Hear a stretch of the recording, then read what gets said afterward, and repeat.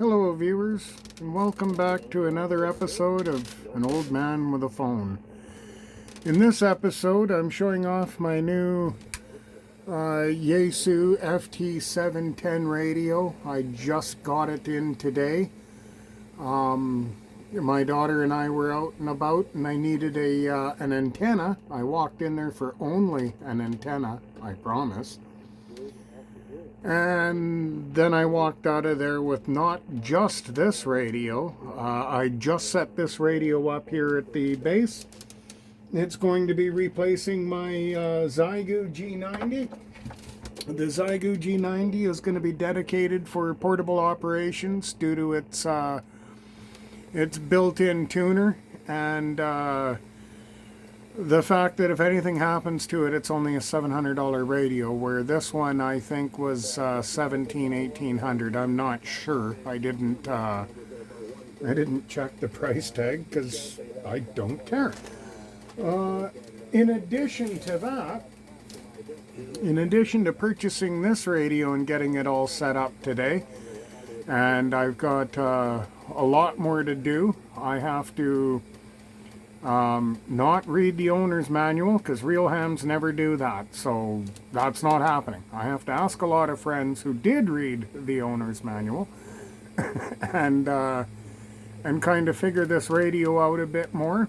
It's got some terminology I'm not 100% sure with, and it does a lot of features I've not had the ability to play with. In addition to the purchase of this radio, I went ahead and pulled the trigger on the ICOM IC705, and I do have a plan for this radio. I just can't tell you what it is right now. It's top secret. You'll have to wait for the next video.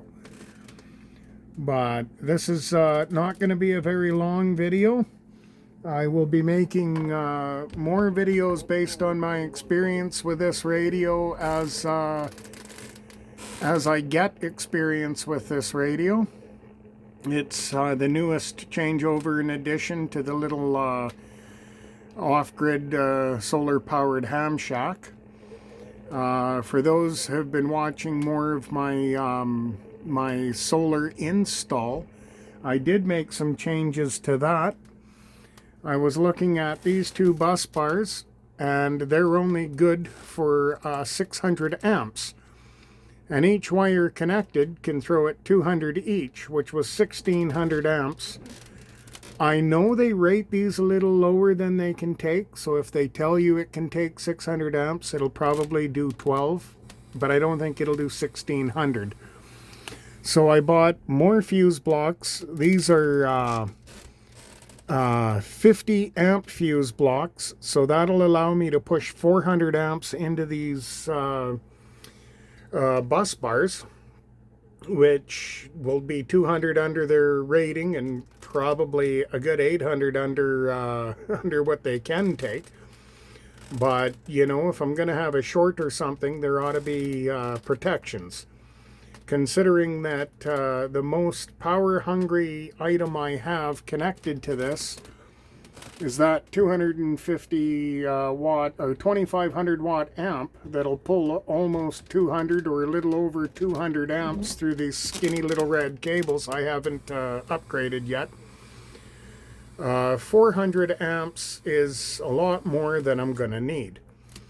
And I haven't made any changes to this yet or cleaned it up. I've just sort of, it's there, and I'm playing with other toys. Like this radio. This is one of the higher end radios. It's been out on the market for quite a while. I bought the box that came with the speaker with it. It was a little bit cheaper to buy it all in one than it would be to buy the speaker after. So, now that I'm here and I have this radio installed, I get all the enjoyment of pushing buttons and touching things and trying to figure out what does work and what doesn't work. I was impressed that it does have a built-in tuner, although I do use antennas that don't require tuning. sometimes it is nice to just dial it in a little bit. I don't think it makes a lot of difference on the transmission or the receive, but it is nice to have.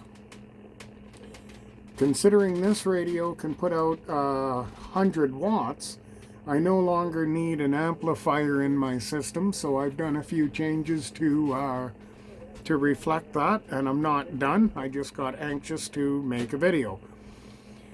That's about all I have for right now. As I progress through my ICOM experience, I'll do a few videos and share that.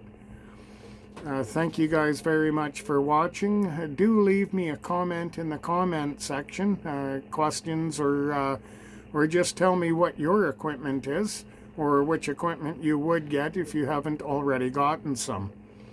Thank you very much for watching. You guys have a great day.